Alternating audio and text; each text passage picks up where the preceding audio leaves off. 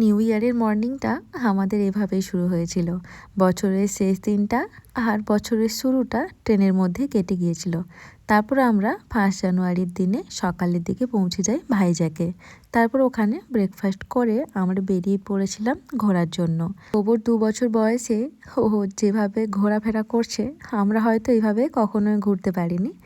তবে ও হয়তো এখন কোনো কিছুই বোঝে না, ও হয়তো বড় হলে এগুলো মনেও রাখতে পারবে না। তবে ওর শৈশবটা আমরা ভীষণভাবে উপভোগ করছি।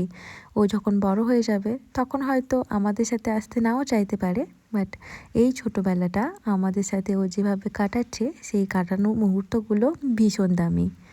আমরা দুজনেই ঘুরতে ভীষণ পছন্দ করি, তাই আমাদের বাচ্চাটাও সেই রকমই হয়েছে। তবে বেশিরভাগ ক্ষেত্রে পার্টনার পায় না বলে আমরা দুজনেই ঘুরতে যেতাম বোবোকে সাথে নিয়ে। তবে এইবারে খুব ভালো একটা টিম পেয়েছিলাম, যাদের সাথে ভীষণ ভালো সময় কাটিয়েছি। সাথে বোবোও পেয়েছে তার দিদি আর বনুকে। তো বাড়িতে আমরা ফিরে গেছি অনেক দিনই, কিন্তু বাড়ি আসার পরও বোবো বারবার মোহর দিদি, গিনি দিদি আর পুকু বনুর কথাই বলে চলেছে। ঘুরতে গেলে বাচ্চারাও নতুন পরিবেশের সাথে পরিচিত হয়, সাথে পরিচিত হয় নতুন নতুন মানুষদের সাথেও। যাই হোক, আশা করি 2026 সাল সকলের জীবনে খুব ভালো সময় নিয়ে আসবে। সকলকে জানাই হ্যাপি নিউ ইয়ার। বড়োদেরকে জানাই প্রণাম, ছোটোদেরকে জানাই অনেক ভালোবাসা। সকলেই খুব ভালো থাকবেন, সুস্থ থাকবেন। আপনাদের সাথে কথা হবে অন্য কোনো ভিডিওতে।